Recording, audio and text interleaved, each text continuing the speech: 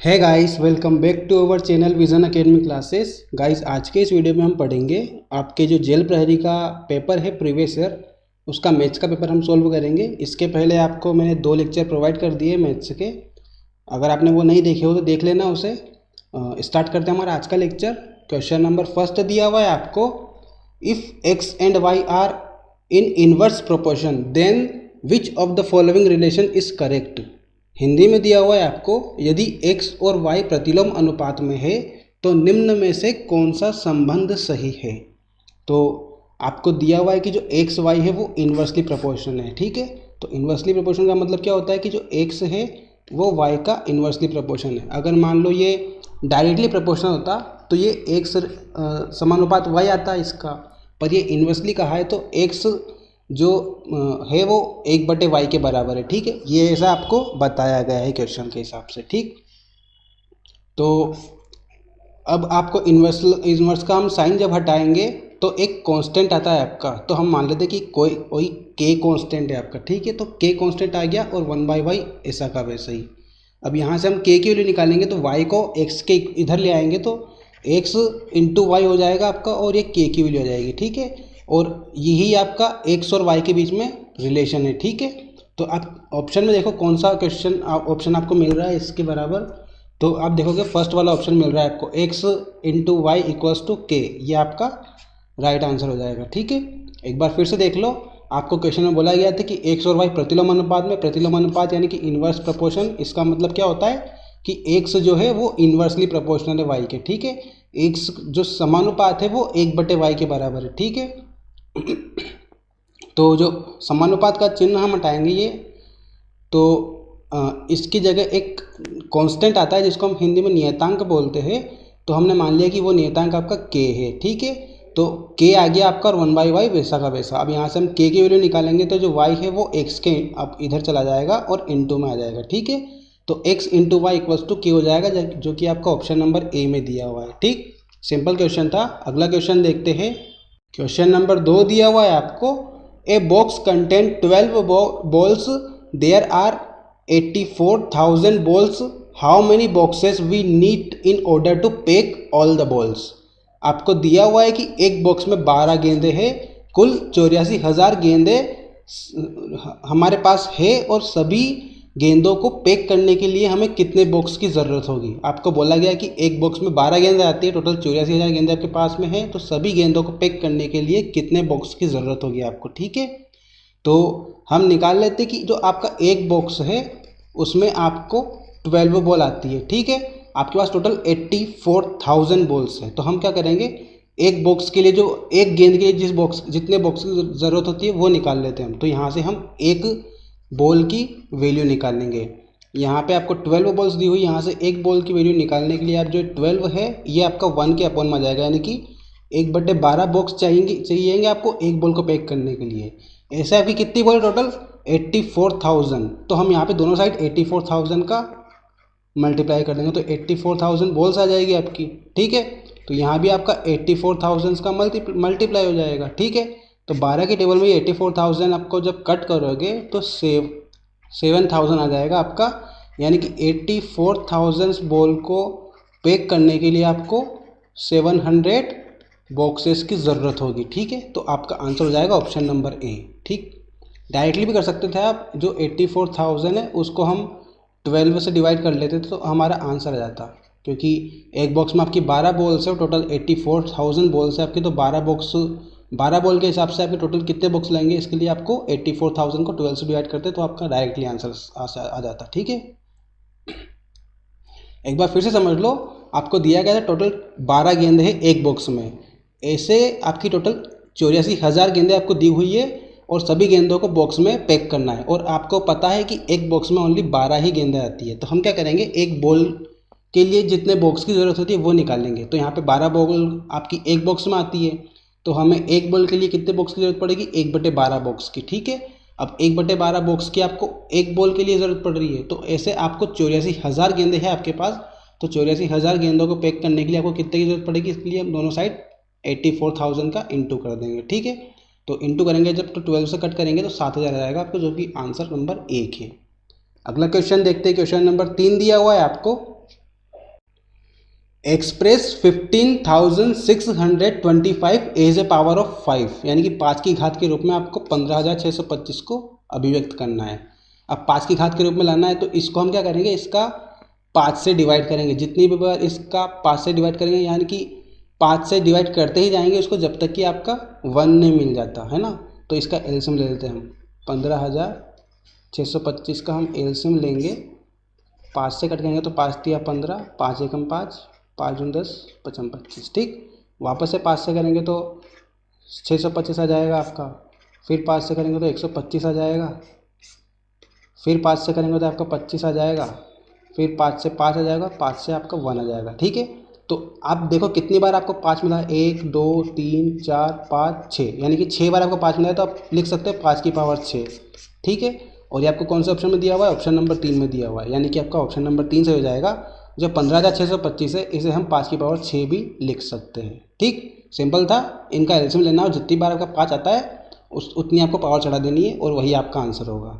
अगला क्वेश्चन देखते हैं। क्वेश्चन नंबर 4 दिया हुआ है आपको, द वैल्यू ऑफ, ये आपको सिंप्लीफिकेशन का क्वेश्चन दिया हुआ है, इसमें आपको जोड़ना है। ठीक है, तो सबसे पहले हम ये वाला ब्रैकेट सॉल्व करेंगे। इसमें क्या है, आपको 3 ब्रैकेट दिए हुए। सबसे पहले हम ये वाला ब्रैकेट सॉल्व करेंगे। इसमें आपको 29.8 में से आपको 7.2 को माइनस करना है। तो ये माइनस करोगे आप तो आपका आ जाएगा 22.6। ठीक, आपको दिया हुआ है प्लस 3.5 और इधर दिया हुआ, इधर ये तीनों भी जुड़ जाएंगे आपके। ठीक है, तो 3.7 और 5.1 को जब आप जोड़ोगे तो ये आ जाएगा आपका 8.8। 8.8 में से आप 4.5 को जब माइनस करोगे तो ये आपका आ जाएगा 4.3। ठीक है, तो ये आपका टोटल 4.3 मिलेगा यहाँ से, और प्लस में दिया हुआ है आपको 2.5। ठीक है, ये तीनों जोड़ दिए हमने, आपका 4.3 मिल गया। इनको जोड़ा माइनस किया तो 22.6 मिल गया आपका। 3.5 ऐसा कैसा और 2.5 वैसा का वैसा। ठीक, अब इन चारों को हमें जोड़ना है। तो आप जोड़ोगे तब तो ये आपका आ जाएगा 5 3 8, 6 14 और 5 19 के 9 हासिल 1 हो जाएगा। 3 और 1 4, 4 2 6, 4 10 2, 12 के 2 हासिल 1 आ जाएगा। 2 और 1 3, यानी कि 32.9 आपका आंसर हो जाएगा, ऑप्शन नंबर 3। ठीक है, तो सिंपल क्वेश्चन था, ओनली प्लस माइनस करना है इसमें आपको। सिंप्लीफिकेशन का क्वेश्चन है, बिल्कुल सिंपल क्वेश्चन है। ठीक है, अगले क्वेश्चन पे चलते हैं। क्वेश्चन नंबर 5 दिया हुआ है आपको, the distance of A point -5 from x axis, x अक्ष से बिंदु -5 और 5 की दूरी बताइए। तो आपको मैंने पिछले वीडियो में बताया था कि जब आपको एक्स अक्ष से कोई बिंदु पूछता है तो आपकी वैल्यू होगी वाई वाला पॉइंट, और अगर वाई अक्ष से कोई बिंदु पूछता है आपको तो आपका आंसर होगा एक्स अक्ष वाला पॉइंट। ठीक है, आपको यहाँ पे पूछा गया है कि एक्स अक्ष से बिंदु, ये इसकी दूरी पूछा है, तो यहाँ पे y की वैल्यू क्या है 5, तो ये आपका आंसर हो जाएगा ऑप्शन नंबर 2। ठीक है, डायरेक्टली ऐसे भी कर सकते, डायरेक्टली है ये, डायरेक्टली करने की मेथड। अगर आपको सिंपल तरीके से करना है तो मैं बता देता हूँ आपको।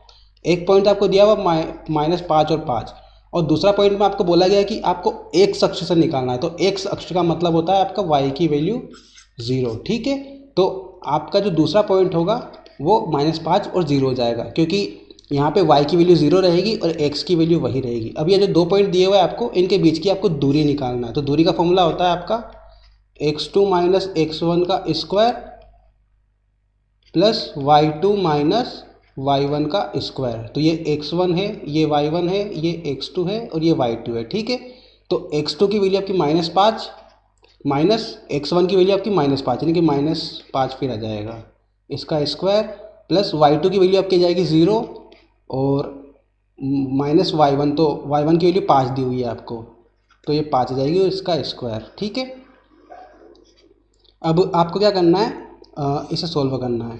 -5 वैसा का वैसा हो जाएगा, ये माइनस प्लस हो जाएंगे और इनका स्क्वायर हो जाएगा। उसके बाद यहाँ पे -5 का स्क्वायर हो जाएगा। ठीक, अगली स्टेप में क्या होगा, ये वाली वैल्यू आपको 0 मिलेगी, क्योंकि -5 + 5 आपके कैंसिल हो जाएंगे तो 0 हो जाएगा। ठीक, और ये -5 का स्क्वायर आ जाएगा आपका 25, और 25 का स्क्वायर आप बाहर निकालोगे तो आपको मिलेगा 5, जो कि आपका आंसर है ऑप्शन नंबर 2। तो आप ऐसे भी निकाल सकते हो इसे, और डायरेक्टली भी निकाल सकते हो कि जो y की जो वैल्यू होती है वही आपका एक्स अक्ष से एक बिंदु होता है। ठीक, और अगर आपको y अक्ष से पूछता ना तो वो -5 आपका आंसर हो जाता। ठीक है, और अगर यहाँ पे हम y अक्ष से निकालते तो y अक्ष में आपके पॉइंट हो जाते 0 और 5, ये दोनों पॉइंट आपके होते हैं और यहीं से फिर दूरी निकल जाती है आपकी y अक्ष के लिए।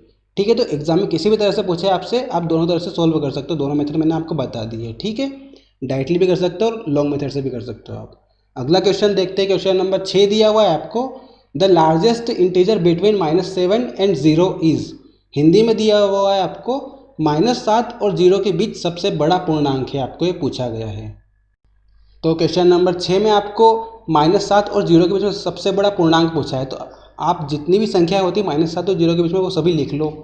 -7, -6, -5, -4, -3, -2, -1 और फिर 0। ये इतनी संख्या है आपकी -7 और 0 के बीच में आती है और आपको इनके बीच में पूछा गया, यानी कि आपका -7 यहाँ पे काउंट नहीं होगा और ना ही आपका 0 यहाँ पे काउंट होगा। ठीक है, इनके बीच की जो सबसे बड़ी पूर्णांक संख्या है वो आपको पूछी गई है। तो आपको पता होगा कि जो माइनस में हम वैल्यू माइनस में जो आपकी वैल्यू होती है वो जैसे कि आपकी 0 के बाद जो भी वैल्यू आएगी वो सभी आपके घटते क्रम में होती है। जैसे कि आप जो अपना पॉजिटिव नंबर होता है 0, 1, 2, 3, 4, इसमें आपकी वैल्यू बढ़ती जाती है, यानी कि बढ़ते क्रम में होती है ये। पर जब आप ऊपर जाएंगे ना -1, -2 करेंगे तो ये आपका घटते क्रम में होती है। मतलब है ना, सबसे बड़ा होगा आपका -1, उससे छोटा -2, उससे छोटा -3, उससे छोटा -4, -6, उससे छोटा, मतलब ये छोटे होते जाएंगे, घटते क्रम में चलेगा ये। ठीक है, तो यहाँ पे सबसे बड़ी जो वैल्यू आपको पूछी गई है तो आपका आंसर होगा -1।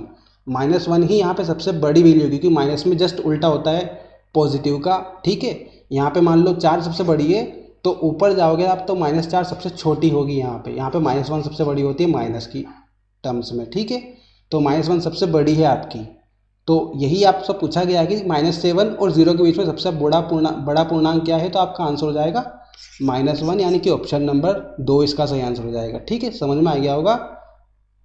-7 और 0 के बीच में पूछा गया था वो सबसे बड़ा पूर्णांक, तो हमने सारी वैल्यू लिख ली -7 से 0 तक की।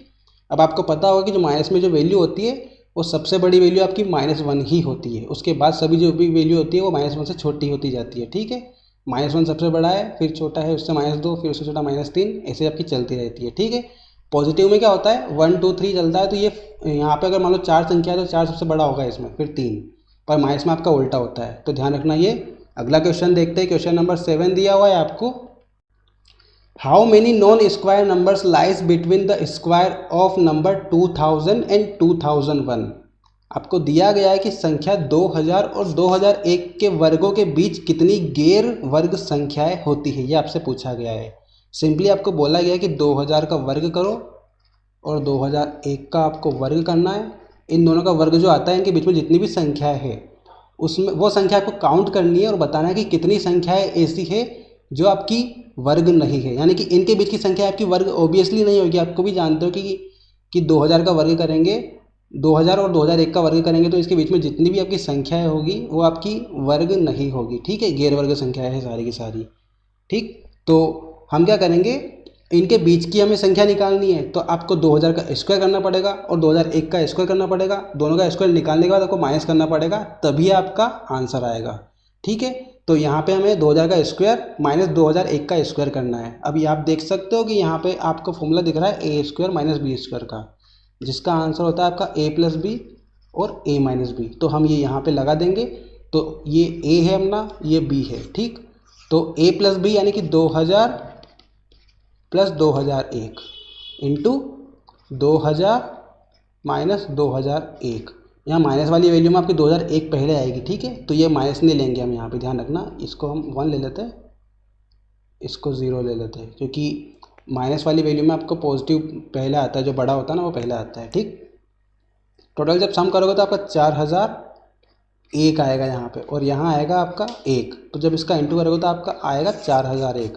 पर 4001 जो आपका आया है इसमें आपका 2000 भी काउंट हो रहा है। ठीक है, आपका 2000 भी इसमें पहले से इंक्लूड है, तो हमें क्या करना पड़ेगा, इसमें से 1 घटाना पड़ेगा। तो जब हम 4001 में से 1 माइनस करेंगे तो आपका 4000 आएगा, यानी कि 2000 और 2001 के बीच में जितनी भी संख्याएं है गैर वर्ग संख्याएं वो आपकी टोटल 4000 है। ठीक है, ऑप्शन नंबर 2 सही हो जाएगा इसका। ठीक, एक बार फिर से समझ लो, आपको बोला गया था कि 2000 का वर्ग और 2001 के वर्ग के बीच में कितनी गैर वर्ग संख्याएं हैं, आपसे पूछा गया है। ठीक है, तो हमने क्या किया, 2000 का स्क्वायर कर लिया, 2001 का स्क्वायर कर लिया, दोनों को माइनस करेंगे तो जो वैल्यू आएगी आपकी वही आपकी गैर वर्ग संख्याएं होगी। ठीक है, तो यहाँ पे फॉर्मूला बन गया हमारा 2000 और 2001 जुड़ जाएंगे और एक बार घट जाएंगे, तो आपका 4001 आएगा। 4001 में आपकी वर्ग वाली संख्या भी इंक्लूड है, 2000 भी इंक्लूड है इसमें, तो इसमें से हम वो घटा देंगे तो आपका 4001 में से एक कम करोगे आप तो 4000 आ जाएगा आपका, जो कि आपका ऑप्शन नंबर 2 से हो जाएगा। ठीक है,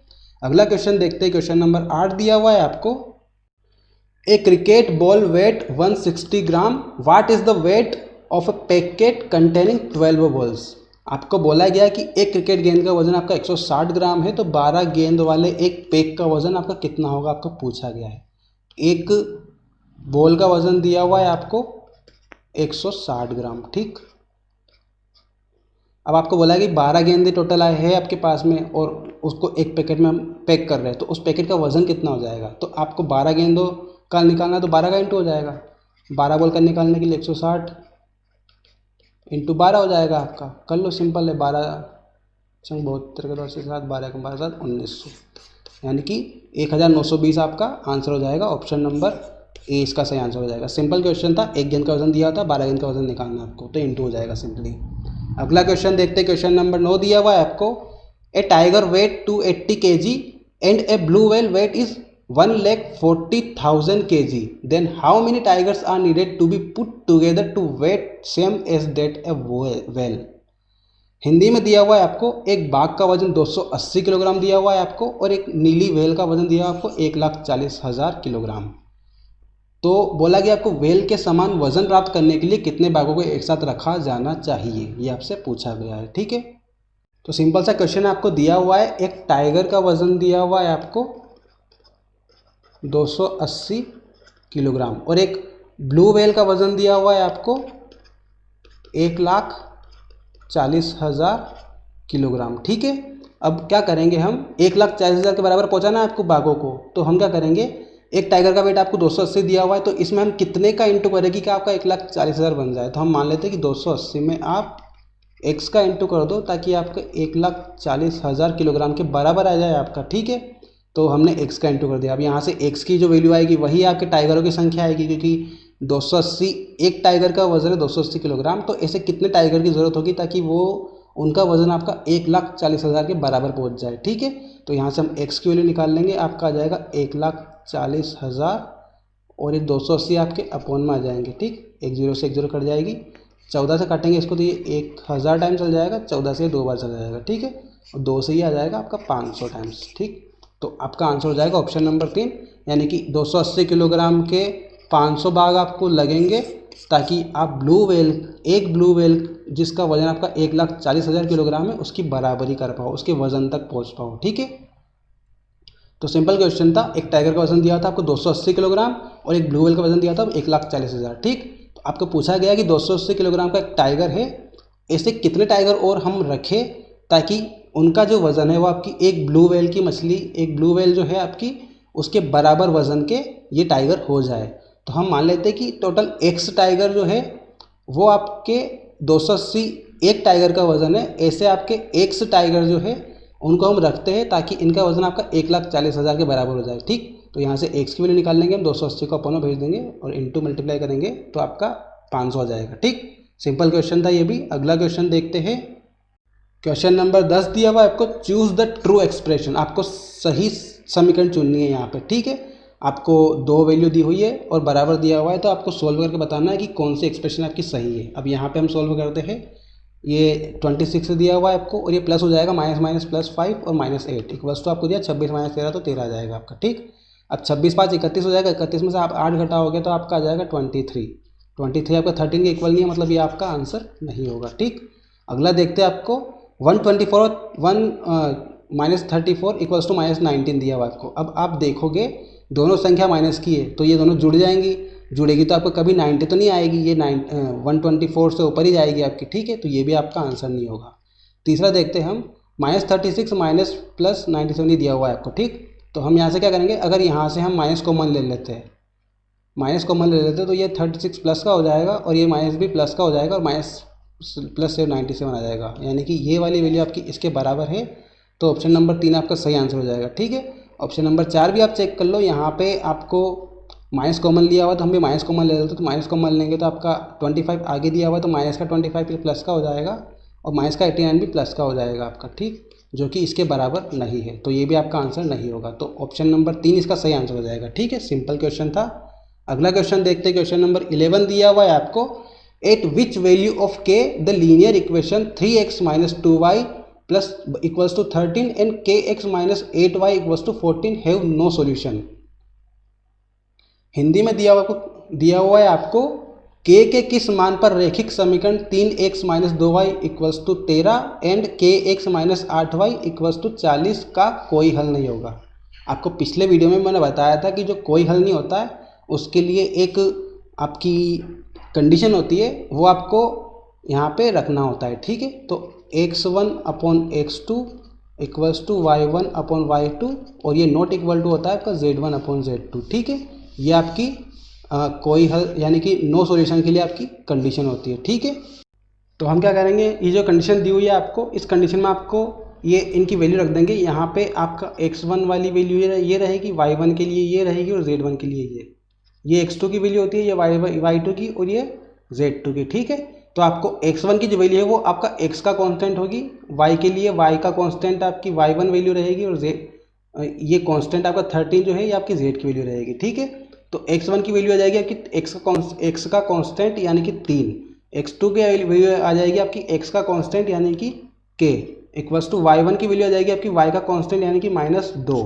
और यहाँ पे y की वैल्यू आ जाएगी आपकी -8। तो ये और इसके अलावा ये भी लिखा है थर्ड वाली इज नॉट इक्वल टू दिया आपको z1 की वैल्यू 13 दी हुई है आपको और z2 की वैल्यू दी हुई है आपको 40। ठीक, तो हम क्या करेंगे, इन दोनों को इक्वल कर लेंगे। ठीक, तो यहाँ से आपका k की वैल्यू आ जाएगी, तो k की वैल्यू लेने के लिए हम क्या करेंगे, इन दोनों को ले लेंगे, तो इसको हम नहीं लिखेंगे। ठीक, अब क्या होगा, यहाँ से ये माइनस माइनस आपका प्लस हो जाएगा और 2s की टेबल में ये 4 टाइम्स में कट जाएगा और 3 का इंटू यहाँ पर हो जाएगा, तो आपका k की जो वैल्यू आएगी वो आपकी आएगी 12, यानी कि ऑप्शन नंबर 4 आपका सही आंसर हो जाएगा।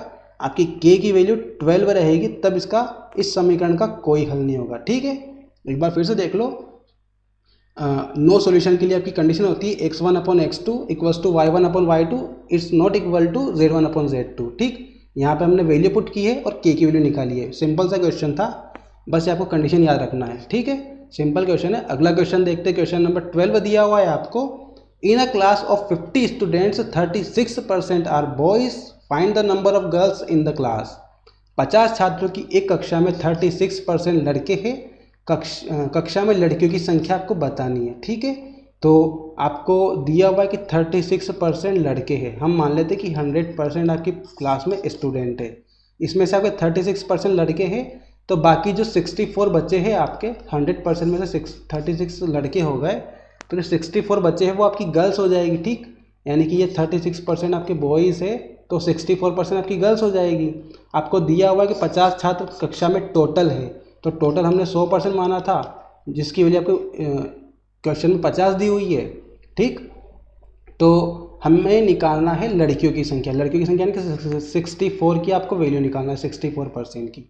तो हम क्या करेंगे, यहाँ से 1% की वैल्यू निकाल लेंगे। 1% की वैल्यू निकालने के लिए क्या करेंगे, 100 को 50 के अपोन में भेज देंगे। ठीक, अब यहाँ से 1% की वैल्यू आ गई, आपको निकालना 64% की, तो 64 का दोनों साइड इंटू कर देंगे, तो 50/100 इंटू 64 हो जाएगा आपका। 50 से 100 2 टाइम्स में कट जाएगा, 2 से आएगा आपका 32, यानी कि टोटल 32 जो बच्चे हैं वो आपकी गर्ल्स है। पूरी क्लास में 50 बच्चों में से 32 आपकी गर्ल्स है, बाकी बची हुई 18 जो है वो आपकी बॉयज़ है। अगर आपसे एग्जाम में क्वेश्चन में पूछ ले कि बॉयज़ की संख्या बताओ, तो गर्ल्स के निकलने के बाद आप 50 में से 32 को माइनस कर दोगे तो आपका बॉयज़ की वैल्यू आ जाएगी, यानी कि आपकी 18 जो है वो आपके बॉयज़ है और 32 आपकी गर्ल्स है। ठीक, सिंपल क्वेश्चन था, हमने 100% आपका टोटल क्लास के जो स्टूडेंट हैं उनको मान लिया।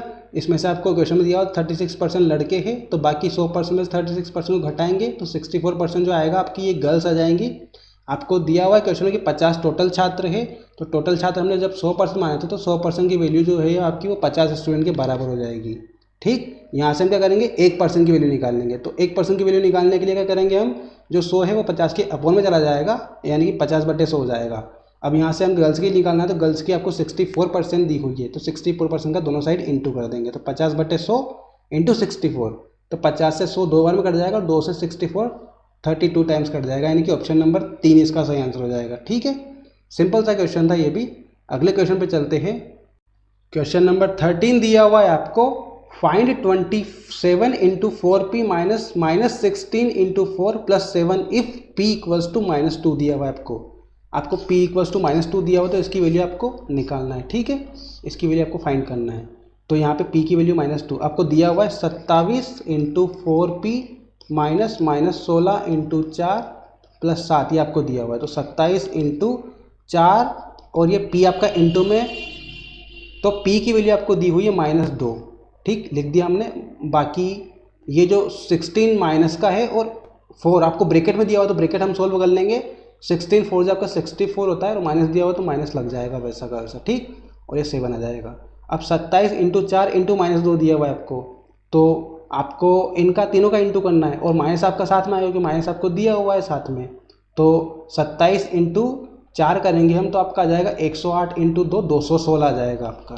216 आपका माइनस में आएगा क्योंकि यहाँ पर -2 दिया हुआ है और ये माइनस माइनस प्लस हो जाएगा तो प्लस 64 हो जाएगा आपका, और प्लस 7 आपको दिया हुआ है। 64 और 7 कितना हो जाएगा आपका 71। 71 में से 216 को जब 216 में से 71 को जब हम माइनस करेंगे तो आपका आ जाएगा 145, यानी कि ऑप्शन नंबर 4 इसका सही आंसर हो जाएगा। ठीक है, माइनस के 145 आपको मिलेंगे। आप सोल्व करके देख लेना। सिंपल सा क्वेश्चन था, पी की वैल्यू रखना था और सिंप्लीफिकेशन का क्वेश्चन था, सिंपल सा इंटू करना था, ओनली इंटू और माइनस और प्लस।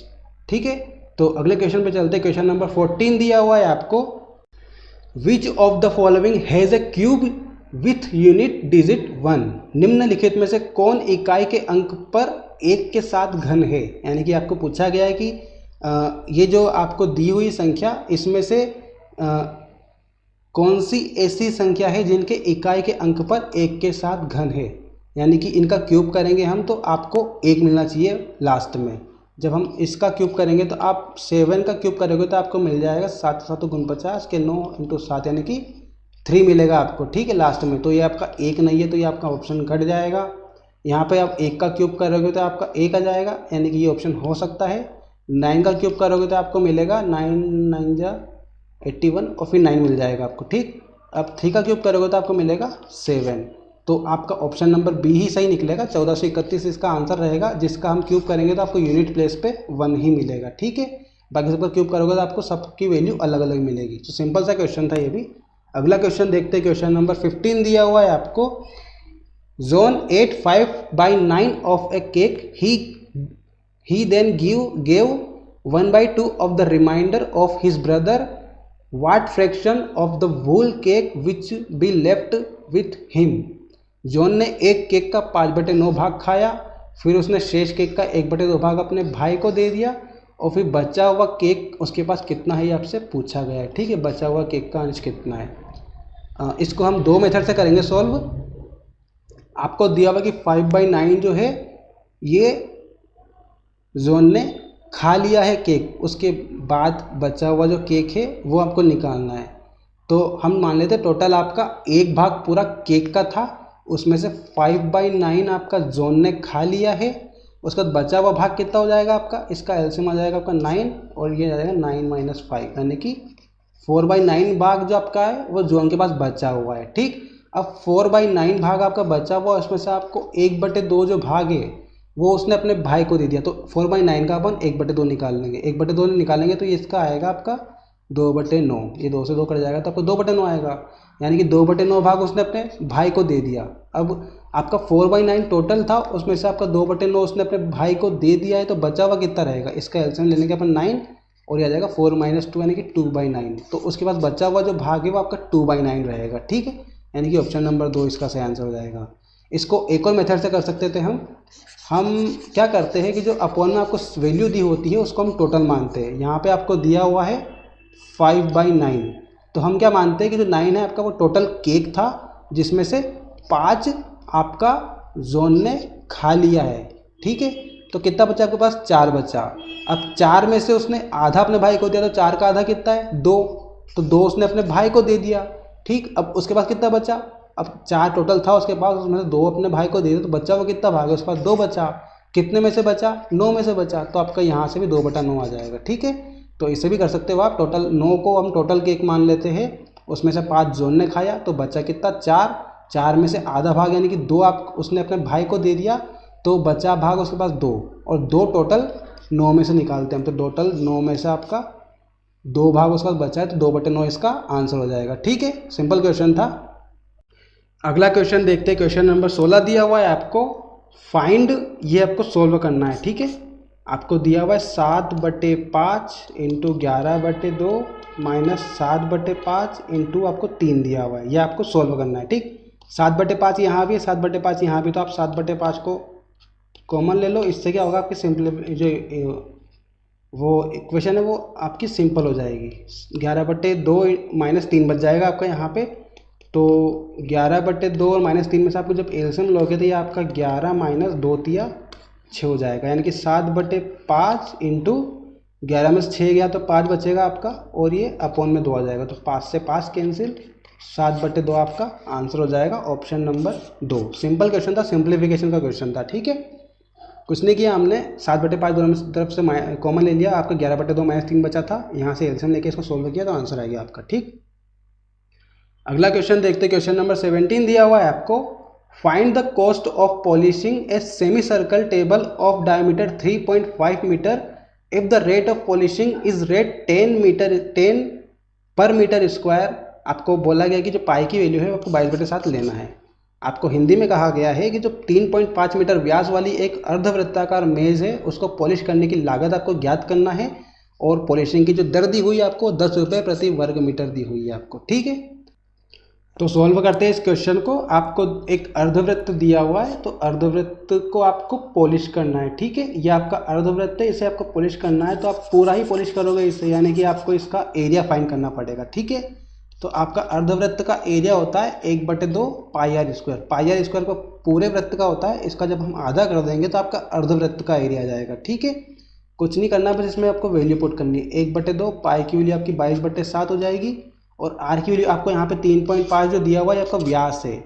ठीक है, गलती से आप जल्दबाजी में इसे आप त्रिज्या मत मान लेना, इसे आर की वैल्यू नहीं है, ये आर की वैल्यू आपकी आएगी 3.5/2, जो त्रिज्या होती है आपकी व्यास का आधा होती है। ठीक, तो आपको ये 3.5/2 आपकी त्रिज्या हो जाएगी। आपको यहाँ 2 बार दिया हुआ है तो 2 बार लिख लेंगे हम 3.5/2। ठीक है, अब इसको बस कट करना है और कुछ नहीं करना है। ठीक, और यहाँ पे आपको दिया हुआ था जो पॉलिशिंग की रेट है वो 10 रुपये प्रति वर्ग मीटर, 10 का इंटू भी हो जाएगा यहाँ पे। ठीक है, जब इसे हम कट करेंगे तो 2 से ये 11 टाइम्स चला जाएगा, 7 से ये 0.5 टाइम्स चला जाएगा, 2 से 5 टाइम चला जाएगा, तो नीचे आपका बचेगा 2, और ऊपर बचेगा आपका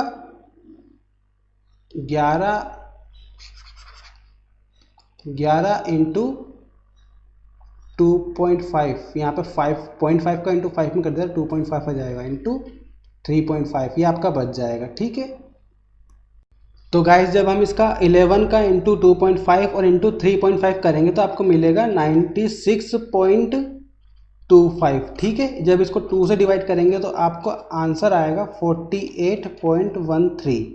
ठीक है, यानी कि ऑप्शन नंबर 2 इसका सही आंसर हो जाएगा। 48.13 रुपये टोटल आपको लगेंगे उसकी पॉलिशिंग करने के लिए। ठीक है, एक बार फिर से देख लेते हैं। आपको 3.5 मीटर का व्यास दिया हुआ था अर्धवृत्त का, जिसको आपको पॉलिश करना था, और पॉलिश करने की जो रेट दी हुई थी आपको 10 रुपये प्रति वर्ग मीटर की दी हुई थी आपको। ठीक, तो अर्धवृत्त को पेंट करना है तो हम अर्धवृत्त के क्षेत्रफल का फॉर्मूला लगाएंगे। यहाँ पे 1/2 पाई आर स्क्वायर इसका फॉर्मूला होता है। ठीक, 1/2 इंटू पाई की जगह 22/7 रख दिया, आर स्क्वायर यानी कि 3.5/2 करेंगे, क्योंकि ये आपको व्यास दिया हुआ था। जो व्यास होता है डायमीटर, वो आपका त्रिज्या का आधा होता है, त्रिज्या का दुगना होता है, यानी कि 2r होता है डायमीटर। ठीक है, तो diameter upon 2 equals to r होता है, तो ये 3.5/2 आपका रेडियस हो जाएगी। ठीक, तो 3.5/2 इंटू 3.5/2 हो जाएगा। ठीक, और इसके बाद 10 का इंटू इसलिए किया क्योंकि जो रेट है आपकी वो 10 रुपये प्रति वर्ग मीटर आपको दी हुई है, तो यहाँ पे 10 का इंटू हो जाएगा। जब इसको सोल्व करेंगे हम तो आपका आएगा 48.13 रुपये। ठीक है, सिंपल क्वेश्चन था, आई होप समझ में आ गया होगा आपको। अगला क्वेश्चन देखते हैं, क्वेश्चन नंबर 18 दिया हुआ है आपको सिंप्लीफाई, यानी कि सरल करना है आपको, सिंप्लीफिकेशन का क्वेश्चन है ये। तो आपको ये दिया हुआ है, इसको हमें सोल्व करना है। ठीक है, तो 60 वैसा का वैसा ही रहेगा, 4 का क्यूब दिया हुआ है तो ये 64 हो जाएगा, 4 का क्यूब 64 होता है। ठीक, प्लस अंडर रूट में आपको 576 और 49 दिया हुआ है, तो जब इसको 8 करोगे तो आपका आएगा 625, प्लस आपको दिया हुआ है 6 इंटू 8, इसको 16 करोगे तो 48 आ जाएगा आपका, यानी कि 6 इंटू 8 करेंगे तो 48 हो जाएगा। ठीक, अब 60 माइनस 64 प्लस ये हो जाएगा आपका 25 का स्क्वायर होता है 625। ठीक, और ये 48 हो जाएगा आपका। ठीक है, अब क्या करना है, ये वाली वैल्यू और ये वाली वैल्यू इन तीनों का हमें प्लस करना है और 64 को माइनस कर देना है। ठीक है, तो 60 20 80 और 40 120 और 130 133 हो जाएगा। ये 133 में से जब आप 64 को माइनस करोगे तो आपका आ जाएगा 13 में से 4 गया तो 9 और 12 में से 6 गया तो 6, यानी कि 69 आपका आंसर हो जाएगा। ऑप्शन नंबर 3 सही हो जाएगा इसका। ठीक है, सिंप्लीफिकेशन का क्वेश्चन था, एक बार आप खुद से सॉल्व करोगे तो सीख जाओगे, बिल्कुल सिंपल क्वेश्चन था। बढ़ते हैं अगले क्वेश्चन पे। क्वेश्चन नंबर 19 दिया हुआ है आपको। ये क्वेश्चन आपका थोड़ा सा अच्छे लेवल का क्वेश्चन है, इस पेपर में बहुत ही अच्छा क्वेश्चन आया था ये वाला। ठीक है, तो इसे ध्यान से करते हैं। आपको a की वैल्यू दी हुई है और b की वैल्यू दी हुई है। आपको पूछा गया कि a square plus a b plus b square की वैल्यू आपको फाइंड करनी है। ठीक है, तो आपको यहाँ पे a की वैल्यू दी हुई है √3 + 1 और √3 - 1। ठीक है, तो इसे हम दो मेथड से सॉल्व कर सकते हैं। आप डायरेक्टली a की वैल्यू यहाँ पे पुट करो, a और b की वैल्यू, उससे सॉल्व करो तो आपका बहुत लंबा पड़ जाएगा।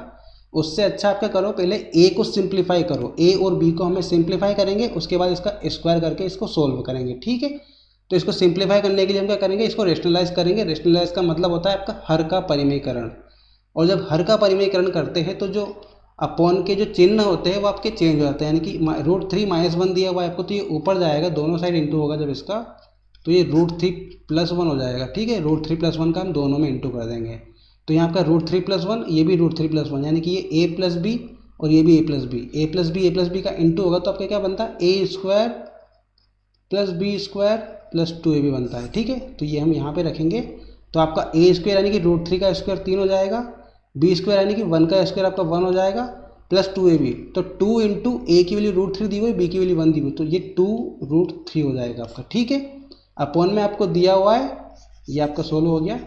अपॉन में दिया हुआ आपको a - b और a + b, तो a - b और a + b का फॉर्मूला पता है आपको, a² - b² इसका फॉर्मूला होता है। ठीक है, तो हम यहाँ पे ये वाला वैल्यू फॉर्मूला लगाएंगे, a² - b², तो a² यानी कि √3 का स्क्वायर 3 माइनस b² यानी कि -1 का स्क्वायर, माइनस यानी कि माइनस तो वैसा का वैसा रहेगा, a² - b² होता है, तो a² यानी कि √3 का स्क्वायर 3 हो गया, माइनस आ गया आपका, और b² यानी कि 1 का स्क्वायर 1 आ जाएगा आपका। ठीक है, तो ये हमारा सिंपल हो गया। ठीक है, अब 3 और 1 जुड़ जाएंगे तो 4 हो जाएगा, प्लस 2√3 आपको दिया हुआ है, और ये 3 - 1 हो जाएगा, तो आपका 2 आंसर आ जाएगा। ठीक, अब जो 2 है ऊपर से हम कॉमन ले लेंगे, तो आपका हो जाएगा 2 कॉमन आ जाएगा, तो यहाँ पे आपका बचेगा 2 + √3/2 हो जाएगा, 2 से 2 कैंसिल हो जाएगा, तो ये आपकी a की जो वैल्यू है वो आपकी आ जाएगी 2 + √3। अब इस सबको मिटा के मैं आपको a की सिंपली वैल्यू लिख लेता हूँ, 2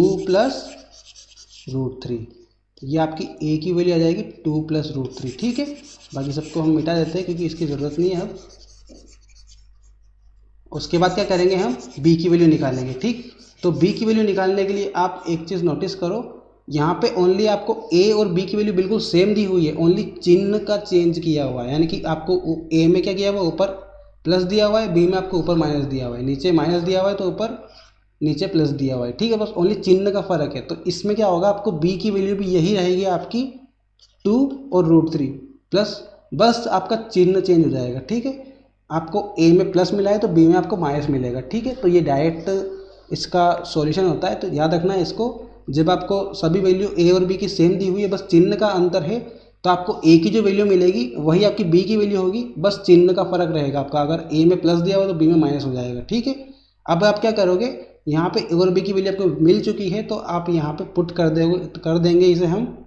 तो देखते पुट करके, a² दिया हुआ तो यहाँ पे 2 + √3 का स्क्वायर हो जाएगा, प्लस a भी दिया हुआ है तो 2 + √3 a की वैल्यू है, इंटू b की वैल्यू आपकी 2 - √3। ठीक, प्लस b² दिया हुआ तो 2 - √3 का स्क्वायर हो जाएगा। ठीक, इसको जब हम सोल्व करेंगे तो ये a + b का होल स्क्वायर, तो a² यानी कि 2 का स्क्वायर 4, b² यानी कि √3 का स्क्वायर 3, और 2ab तो 2 × 2 × √3, तो 2 × 2 = 4 और ये √3 आ जाएगा। ठीक, ये सोल्व हो गया आपका।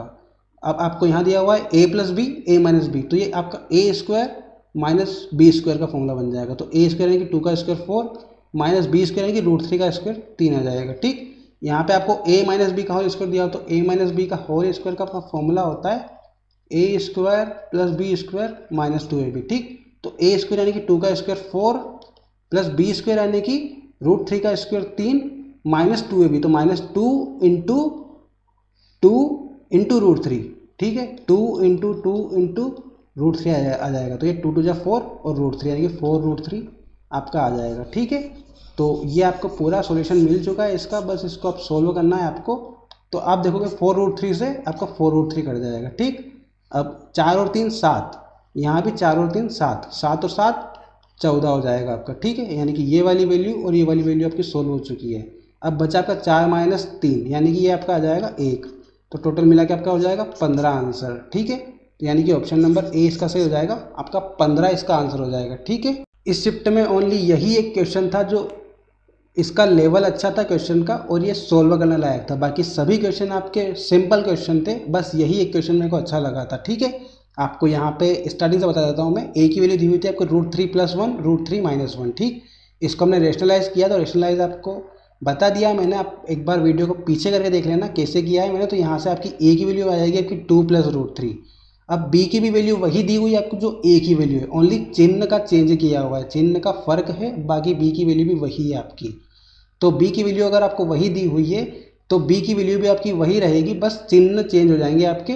2 + √3 आपकी ए की वैल्यू है तो बी की वैल्यू आपकी आ जाएगी 2 - √3। अब हम क्या करेंगे, इसमें आपको जो फाइंड करना है उसमें आपको ए और बी की वैल्यू पुट कर देंगे।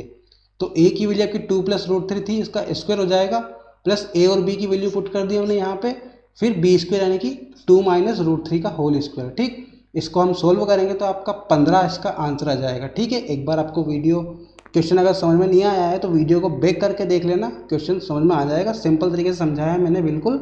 अगले क्वेश्चन पे चलते। क्वेश्चन नंबर 20 दिया हुआ है आपको, विच of the following is a terms of the expression 4x² - 3xy। Hindi में दिया होगा निम्नांकित में से कौन सा व्यंजक 4x² - 3xy का एक पद है। ऑप्शन में आपको ये सब दिया हुआ है। ठीक है, अब आपको दिया हुआ है कि आपको एक टर्म निकालनी है, यानी कि एक पद निकालना है। तो पद क्या होता है, जब किसी भी इक्वेशन में आपको बीच में अगर प्लस माइनस दे दे तो ये प्लस माइनस के अलावा जो आपको वैल्यू दी हुई है आपके पद हो जाते हैं। यानी कि माइनस जो है ये आपका सेपरेशन का काम करता है, यानी कि आपको इनको पदों को डिवाइड कर देता है। जैसे कि आपको यहाँ पे माइनस दे दिया है तो आपका एक पद आपका 4x² हो जाएगा, दूसरा पद हो जाएगा आपका 3xy। तो एक पद तो आपका 4x² है, दूसरा है आपका 3xy। तो बस आपको ऑप्शन में चेक करना है कि इन दोनों में से कौन सा आपको ऑप्शन में दिया हुआ है। ठीक है, तो आप देखोगे 4x² आपको दिया हुआ है ऑप्शन में, यानी कि इसका आंसर हो जाएगा ऑप्शन नंबर 4। पद का मतलब होता है दोनों अलग अलग पद। आपको अगर इक्वेशन में प्लस भी दे देता है यहाँ पे बीच में तो भी आपके ये दो पद हो जाते हैं, 4x² और 3xy। ये आपके दोनों अलग अलग पद होते हैं। आपको जो प्लस और माइनस है ये आपके पदों को सेपरेट करने का काम करते हैं। ठीक है, तो आपको यहाँ पे माइनस दिया हुआ था, आपके दो पद मिल गए आपको 4x² और 3xy।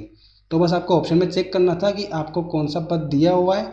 ठीक है, अब आपको कन्फ्यूजन ये होगा कि 3xy आपको यहाँ भी तो दिया हुआ है ऑप्शन नंबर 3 में, पर आपको जो पद दिया हुआ है ये 3xy ये दिया हुआ है आपको माइनस का।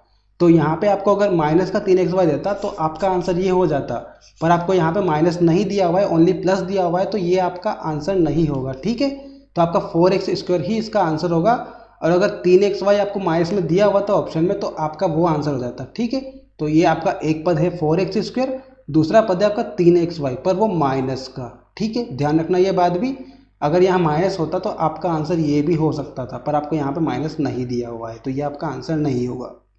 ऑप्शन नंबर 4 ही इसका आंसर होगा। ठीक है, तो गाइज हमारे आज के 20 क्वेश्चन पूरे कंप्लीट हो जाते हैं। आई होप आपको ये वीडियो पसंद आया होगा। अगर आपको वीडियो पसंद आया तो प्लीज़ लाइक कीजिए, कमेंट करके बताइए आपको वीडियो कैसा लगा। और एक इन्फॉर्मेशन है गाइज, इसके अलावा मैंने आपको पहले के 2 वीडियो में आपको मैथ्स के क्वेश्चन सोल्व करवा दिए जेल प्रहरी के, और 2 पेपर आपने सोल्व हो चुके हैं। अगर आपने वो नहीं देखे तो प्लीज़ जाके देख लीजिए। उसके अलावा आपको एक MP पुलिस का पेपर भी सोल्व करवाया है मैंने, जिसमें आपको 40 के अराउंड क्वेश्चन सोल्व करवाए हैं। 1.5 घंटे का वीडियो है वो टोटल। तो उसमें आपको क्वेश्चन का लेवल इससे भी ज़्यादा अच्छा मिलेगा, जो कि आपकी आने वाली पुलिस की एग्ज़ाम है उसके लिए अच्छा रहेगा। तो आप वो वीडियो भी देखिए। और अगर मान लो जेल प्रहरी की वैकेंसी में इस बार अगर मैथ्स का लेवल बढ़ाते हैं तो वो पुलिस के लेवल तक का ले जाएंगे। पुलिस के लेवल से ज़्यादा लेवल इसमें नहीं पूछ सकते। तो अगर आपको लगता है कि इस बार जेल प्रहरी का लेवल बढ़ेगा मैथ्स का, तो आप पुलिस वाले जो लेक्चर हैं हमारे वो आप देख सकते हो, ठीक है। तो उससे क्या होगा कि अगर आपको एग्ज़ाम में लेवल बढ़ा के भी आया है ना, तो आप वो वीडियो देखोगे तो आपका मैथ्स आराम से आप सोल्व कर पाओगे, ठीक है।